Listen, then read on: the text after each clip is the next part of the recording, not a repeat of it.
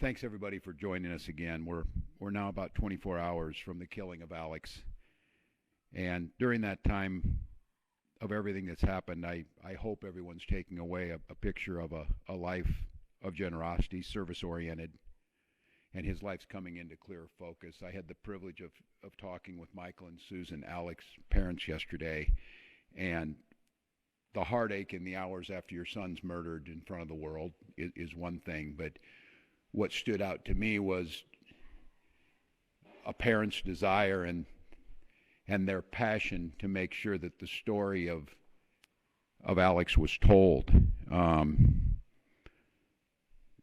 Someone who went to work to care for veterans, someone who was a valued coworker, someone who relished and lived in this state in a big way, whether it was outdoor activities or being down there on the street as a First Amendment witness to what ICE is doing to this state. So once again, to Michael and Susan, when I talk to these parents, it's always in deep confidential conversation. In this one, though, Michael was very clear to me. He said, don't let them forget Alex's story. The world knows how he died. He died at the hands of ICE agents on the streets of Minneapolis. They want us to make sure we said how he lived. So to Michael and Susan, our deepest sympathies, but you have my commitment to continue to tell that story. So now we've got two Minnesotans dead. We didn't had time to start telling Renee's story of a poet and a mother and a bright spirit, and now we're telling Alex's story. So my question is, what's the plan, Donald Trump? What is the plan? What do we need to do to get these federal agents out of our state? You thought fear, violence, and chaos is what you wanted from us, and you clearly underestimated the people of this state and nation. We are tired, but we're resolved. We're peaceful, but we'll never forget. We're angry, but we won't give up hope. And above all else, we are clearly unified. If it was the intention of Donald Trump to make an example of Minnesota, then I'm damn proud of the example that the world's seeing. We believe in law and order in this state. We believe in peace.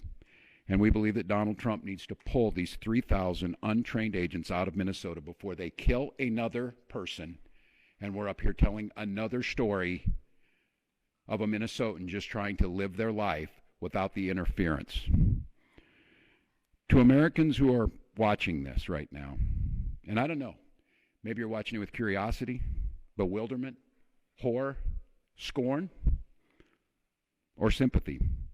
I've got a question for all of you. What side do you want to be on?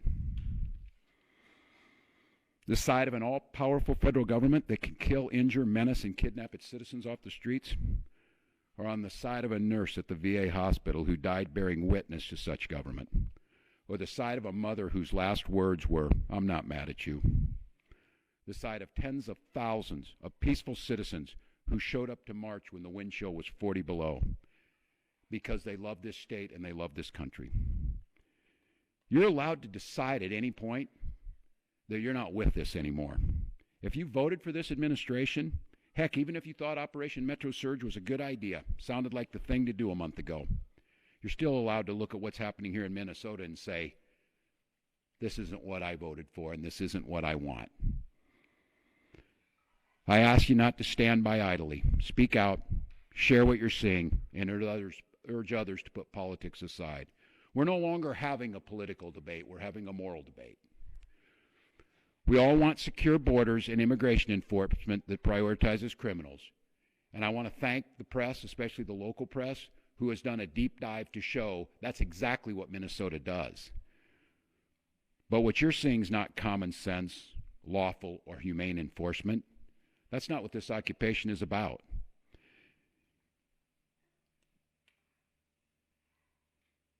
Let me say our conversation should not be about, and I know we get asked of what we're doing on there, how many state patrol or police or National Guard I can put on the street. This isn't about how many people I can put on the street.